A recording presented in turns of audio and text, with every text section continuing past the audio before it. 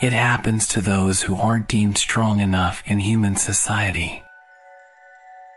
The men in odd blue suits with red marks streaking across the chest and stomach come and take the one deemed unworthy away after their coming-of-age ceremony. Nobody knows their destination except for the adults, it seems. For whenever the men come, the parents of the unworthy begin to cry. It is a sad spectacle to behold. Only one person was persistent enough about keeping his child that he resorted to following the takers. He was never seen or heard from again. We know the takers haven't caused him any harm. They never touch a soul, just lead them to whatever destination holds the unworthy. The sun had just risen, the birds chirped, and everything was normal when I awoke. It was a good day. My 16th birthday to be exact. I didn't know what form of employment they would schedule me in, but I was excited to find out. I mean, this was the day where I would come of age to be a man. I ran downstairs, but as soon as my foot fell on the final step, a loud knocking was heard on my door. I slowly approached. My parents were asleep, and I didn't wish to wake them. Slowly, I opened the door to meet with 6 tall men in blue suits. The first smiled with a kind face. He reached his hand out for mine to shake. I obeyed his request, shaking lightly and greeting with my name. We are the Grimm Society, or Takers as you call us. We have looked over your file and deemed you're not physically strong enough to give to society.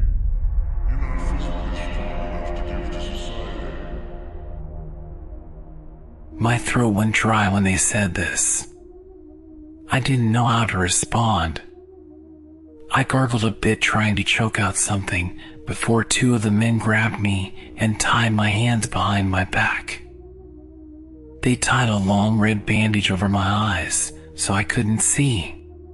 I cried out to my father, to only the sounds of screams and sadness. My mother was screaming for Dad not to let them take me, but I was hastily pushed into some kind of vehicle. The blindfold was removed.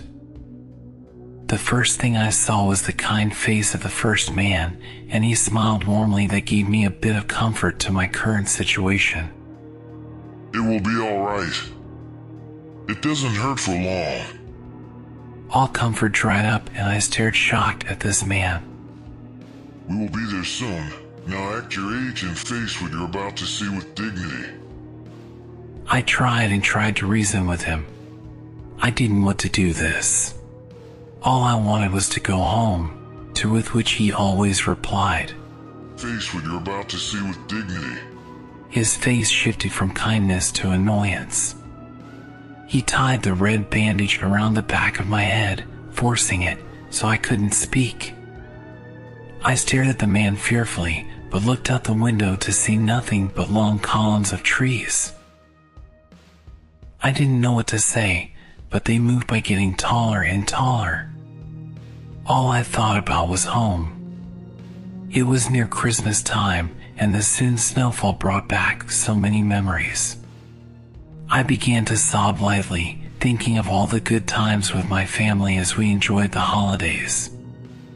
But that quickly ceased as the taker laid his hand across the back of my head. Act your age! He spat at me in disgust. I don't know what we began to drive on. I knew it wasn't road. The van slowed a bit and the ground was blue. It seemed to be frozen solid. To my horror, I realized we were driving on ice. I began to panic, thinking we were bound to fall through eventually, but we never did. Slowly we rolled onto snow, and I felt a little safer opposed to my current situation. The bandage was untied, and the man wrapped it around my arm as if I am about to get a shot. Which I did. The long needle was slipped into my arm and an odd green liquid was injected into me. I felt something begin to mold my head. My ears began to grow larger and pointed. I cried out in pain as I shrank slowly, as well the bones in my leg grinding slowly, making them shorten. I didn't know what was happening.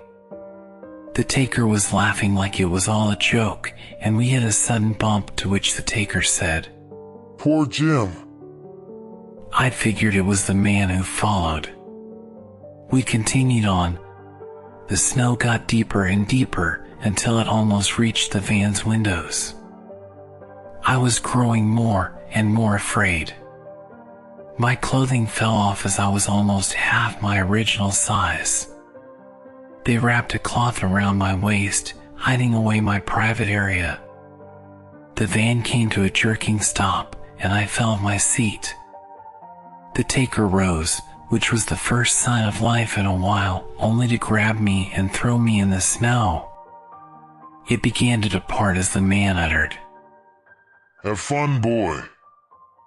He left with a loud laugh. The cold crept up my back slowly until my entire body was blue. I couldn't stand with my new shorter legs. Movement was very painful. I slowly began to drift into sleep, hearing a soft, kind laugh. It was odd, but all I heard was, Oh,